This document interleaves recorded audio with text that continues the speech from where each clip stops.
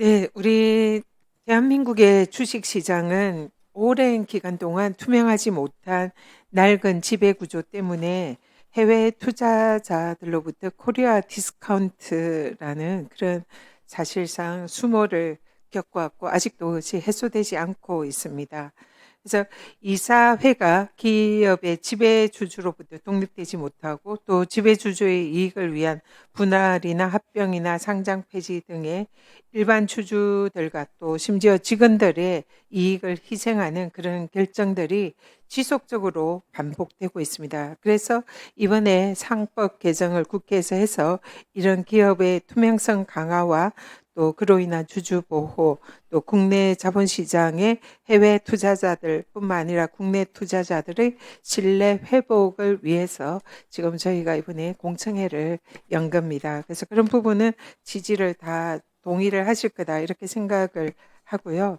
제가 어제 국회 소통관에서 대유 위니아 우리 회사의 그 해고된 노동자들과 함께 기자회견을 했습니다. 그 내용이 뭐냐면 대유 위니아 사태가 지난 2023년 10월에 경영난과 대규모 임금 체불이 발생하고 또 그로 인해서 최근에 파산 신고를 받았습니다.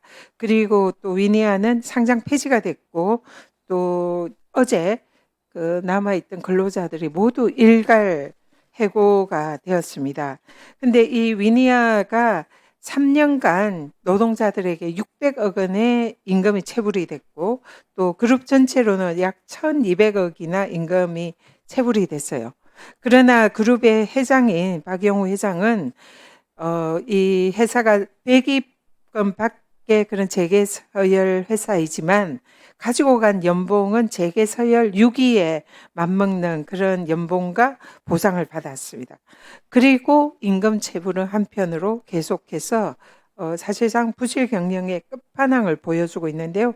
그런 와중에도 이런 체불이 있음에도 불구하고 페이퍼 컴퍼니를 설립을 해가지고 미국에 4억을 인수하고 또 자녀에게 편법 정려를 해서 그런 의혹이 2023년 국회 환노위에서 그런 국정감사에서 이런 문제가 이슈가 되기도 했습니다. 그래서 박영희 회장은 현재 매임죄 혐의로 감옥에 있습니다. 그렇지만 회사는 파산했고요. 그리고 오늘과는 지금 재산을 건재하게 가지고 있는 걸로 추정이 됩니다. 그러니까 직원들만 고스란히 피해를 입었어요. 그래서 이 사례를 보면서 저는 그런 생각을 했습니다. 이러한 여러 가지 이 오너 일가들이 이 회사에 관한 여러 가지 결정과 또 어떤 뭐 인수나 뭐 이런 걸 할 때에 회사의 감사위원회가 제대로 이 독립적으로 운영이 됐고 이러한 배임죄에 가까운 이런 결정에 제동을 걸었다면 이런 일이 과연 발생을 했을까? 근데 이건 제가 예를 든 거고요.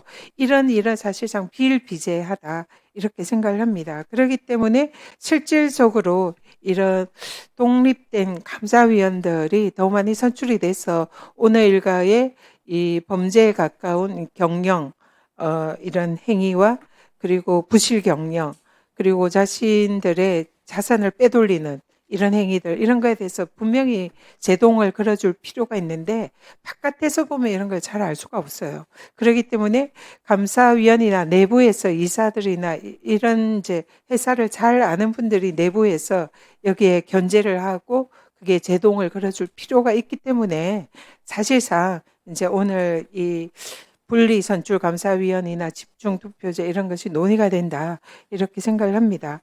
그래서 지금 제가 김우찬 교수님께 좀 여쭤보도록 하겠습니다.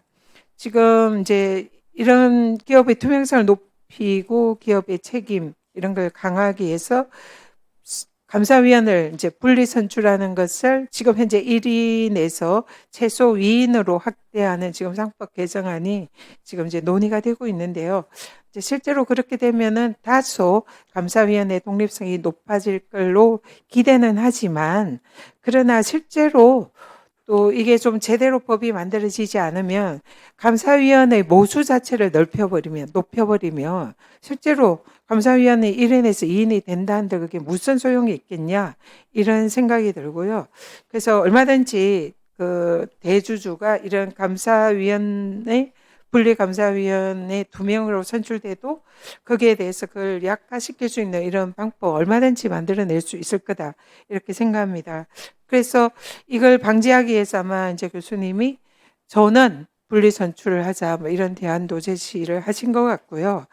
그리고 제 생각엔 전원도 바람직하지만 만약에 전원이 이제 힘들다면 지금 현재 상법에 그 사회이사가 이사 중에서 3명 이상의 이사 중에서 사회이사가 위원회 3분의 2 이상이어야 한다 이런 규정이 있잖아요. 그럼 마찬가지로 감사위원도 이걸 이제 모수를 늘려가지고 이걸 이제 무력화시키려는 꼼수를 좀 방지하기 위해서는 이것과 유사한 규정으로 분리 선출되는 감사위원이 전체 감사위원회 뭐 예를 들면 3분의 2 이상이어야 한다.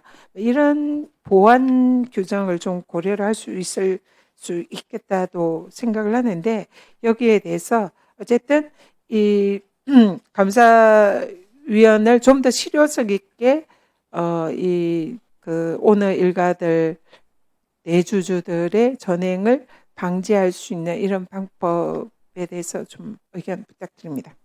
예, 말씀 잘 들었습니다. 의원님 말씀에 동의를 하고요.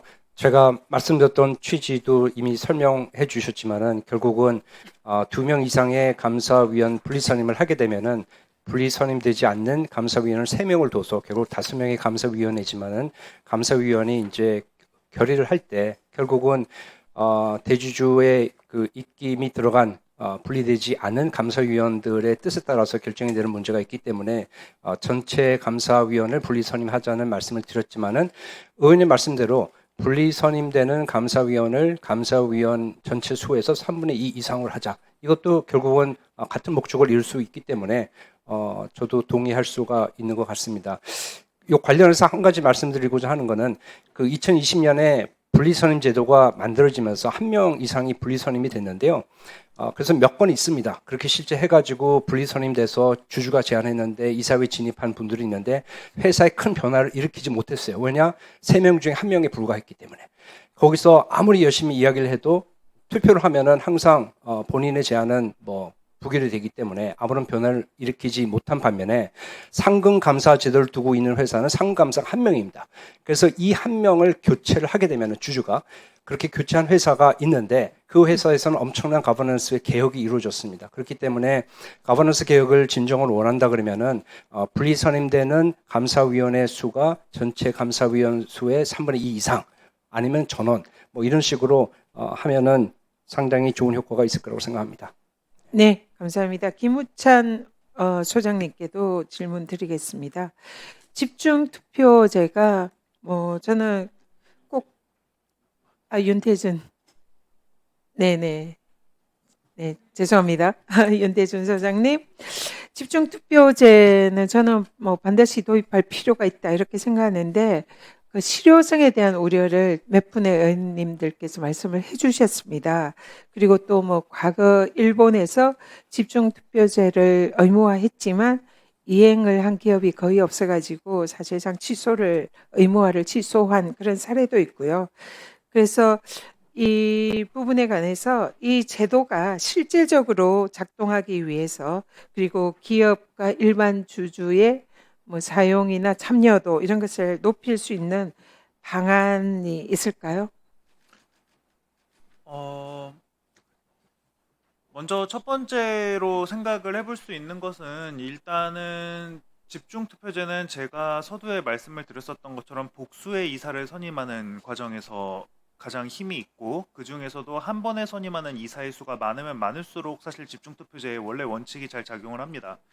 그러면 이제 해외에서는 굉장히 흔하게 나타나는 그 우회 방법이 스태거드 보드라고 해서 이제 이번 주총에서 뽑는 이사의 수가 한 명이 되게만 계속 만드는 겁니다. 예를 들면은 올해는 뭐 뽑을 수 있는 이사의 수가 한 명이면 딱 그 사람 한 명만 후보로 놓고 그 다음에는 내년에는 세 명이 동시에 이사 임기가 만료가 될 것 같으면 뭐 예를 들어서 뭐 3월 4월에 갑자기 어떤 후보들을 어떤 이사들을 사임을 종용을 해서 그분들이 사임을 하게 된 다음에 이사의 수가 모자라져서 지금 모자란 한 명을 채워야 되겠다.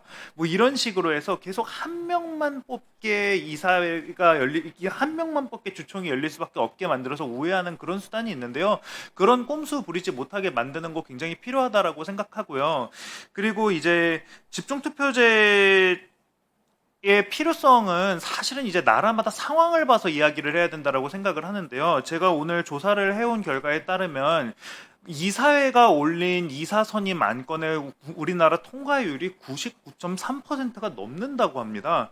그러니까 실질적으로는 사실은 한국에서 이사회가 미는 이사가 선임이 안 되는 사례 자체를 찾아보기가 힘들 정도이기 때문에 이런 상황을 생각을 한다라고 한다면 이런 현실을 좀 깨기 위해서라면 우리는 좀 다른 나라들보다 과감한 제도 도입을 생각해 볼 필요가 있고 그렇기 때문에 저는 집중투표제 도입이 좀 필요하다라고 말씀드립니다. 네, 김우찬 교수님도 이게 집중투표제가 실제로 사용된 사례는 매우 드물다고 그렇게 말씀하셨는데요. 우리가 이번에 법에 규정을 하는 것은 이건 사문화된 제도가 아니라 제대로 사용되게 만들기 위해서 만드는 거 아니겠습니까? 그럼 이걸 보다 실용적으로 그 효과를 내기 위한 방안이 어떤 게 있을까요? 지금 짧게 마무리해 주시면 예. 좋겠습니다. 이사 후보를 추천할 때는 지금 주주 제한 방식으로 하기 때문에 주주가 0.5%만 있어도 됩니다. 근데 집중투표 제도를 통해서 이사를 선임할 때는 주주가 1%의 지분이 필요합니다. 2배가 필요한 거죠. 이것을 수정해야 됩니다. 마찬가지로 이사를 선임하는 건데 하나는 0.5%만 있으면 되고 하나는 1%만 있어야 된다. 2배 많은 지분을 갖고 있어야 된다는 것은 불합리하기 때문에 이사 후보 추천 통상적인 그 경우와 마찬가지로 0.5%로 내려야 된다고 생각합니다. 예. 네, 전현 의원님 수고하셨습니다. 다음, 장동영 의원님 질의해 주십시오.